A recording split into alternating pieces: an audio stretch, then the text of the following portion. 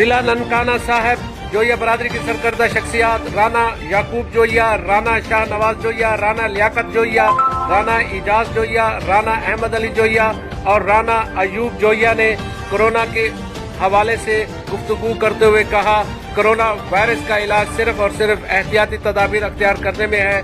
Corona से डरना नहीं बल्कि इससे लड़ना है और हुकूमत पाकिस्तान और पाक आर्मी की जानिब से जारी हदायत पर अमल करके एक सच्चे मुसलमान और मुहिब्बे वतन और एक कौम का सबूत देते हुए कोरोना वायरस को शिकस्त दें और अपने घरों तक महदूद रहें। उन्होंने कहा, कोरोना वायरस आपके घर नहीं आता बल्कि इसे लेने के लिए बाहर जाना पड़ता है, लिहाजा बाहर न निकले।